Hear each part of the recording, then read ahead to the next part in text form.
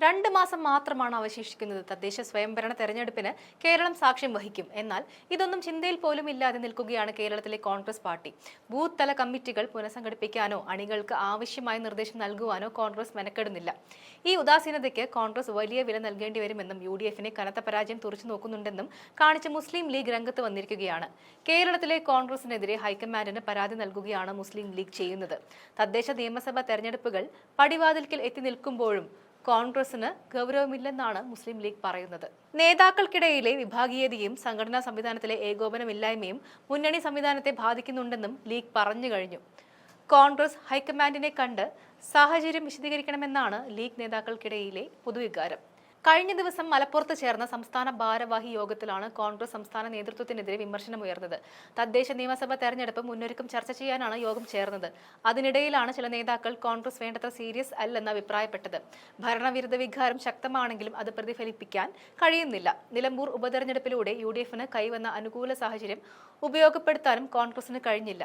തിരുത്തൽ നടപടികൾ ഉടൻ ഉണ്ടാക്കണമെന്നും അക്കാര്യം ഹൈക്കമാൻഡിനെ ബോധിപ്പിക്കാൻ ലീഗ് തന്നെ രംഗത്ത് ഇറങ്ങുമെന്നുമാണ് നേതാക്കന്മാർ പറയുന്നത്. ദക്ഷിണ കേരളത്തിൽ ലീഗിന് വേണ്ടത്ര പരിഗണന കിട്ടുന്നില്ലെന്നും വിമർശനം ഉയർന്നിട്ടുണ്ട്. അവിടെ UDF സംവിധാനത്തിൽ വിള്ളലുണ്ട്. തദ്ദേശ തലത്തിൽ ലീഗിന്റെ സിറ്റിംഗ് സീറ്റുകളിൽ വരെ കോൺഗ്രസ് പ്രവർത്തകർ വിമതരായി മത്സരിക്കുന്നു. അത് തടയാൻ കോൺഗ്രസ് ഇടപെടുന്നില്ലെന്നും 1 മാസം കഴിഞ്ഞും യൂത്ത് കോൺഗ്രസ് സംസ്ഥാന പ്രസിഡന്റിനെ കണ്ടെത്താൻ കഴിയാത്തത് പാർട്ടിയുടെ പോരായ്മയാണെന്നും മുസ്ലിം ലീഗ് കോൺഗ്രസിനെ ഓർമ്മിപ്പിക്കുന്നുണ്ട്. 2025 തുടക്കം മുതൽ ഇക്കഴിഞ്ഞ മാസം വരെ കേരളത്തിൽ കോൺഗ്രസിന്റെ പ്രവർത്തനങ്ങൾ വളരെ സ്മൂത്ത് ആയിട്ടാണ് പോയിക്കൊണ്ടിരുന്നത്. എന്നാൽ രാഹുൽ മാങ്കൂട്ടത്തിൽ വിവാദമാണ് സത്യത്തിൽ കേരളത്തിലെ കോൺഗ്രസിനെ പിന്നോട്ടടിച്ചത്. രാഹുലിനെ പൂട്ടാൻ പിണറായിയുടെ പോലീസ് പഠിച്ച പണി 18 നോക്കിയിട്ടും നടന്നില്ല. എന്നാൽ ഈ വിവാദം കോൺഗ്രസിന്റെ കെട്ടുറപ്പിനെ കാര്യമായി ബാധിച്ചു. ഇതിന് പിന്നാലെ LDF സർക്കാരുമായി അകന്നു നിന്നിരുന്ന NSS പിണറായി വിജയന് കൈകൊടുക്കാൻ തീരുമാനിച്ചതും കോൺഗ്രസിനെ ക്ഷീണിപ്പിച്ച ഘടകമാണ്. ഈ രീതിയിൽ കോൺഗ്രസിനൊപ്പം നിന്നാൽ വരുന്ന നിയമസഭാ തെരഞ്ഞെടുപ്പിൽ വലിയ തോൽവി ഏറ്റുവാങ്ങുമെന്ന ചിന്ത മുസ്ലിം ലീഗിനെ അലട്ടുന്നുണ്ട്. ഇതോടെയാണ് ലീഗ് ഹൈക്കമാൻഡിനെ സമീപിച്ചത്.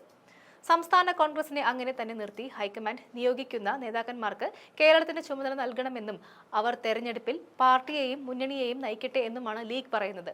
കേരളത്തിന്റെ ചുമതലയുള്ള ദീപാദാസ് മുൻഷി ചുരുങ്ങിയത് മാസത്തിൽ 15 ദിവസമെങ്കിലും കേരളത്തിൽ തങ്ങുവാനാണ് തീരുമാനിച്ചിരിക്കുന്നത്. AICC സെക്രട്ടറിമാരായ PV മോഹൻ, വിശ്വനാഥ പെരുമാൾ MP എന്നിവരും കേരളത്തിൽ ഉണ്ടാകും. കഴിവുകേടും പരസ്പരം ഏറ്റുമുട്ടലും അലങ്കാരമാക്കിയ സംസ്ഥാന നേതൃത്വത്തെ മാറ്റി നിർത്തി ഹൈക്കമാൻഡ് നേരിട്ട് നിയന്ത്രിക്കണമെന്ന് നേരത്തെ തന്നെ ലീഗ് ആവശ്യപ്പെട്ടത് കോൺഗ്രസിനെ തന്നെ ഞെട്ടിച്ച ഘടകമാണെന്നും കാണാൻ സാധിക്കും.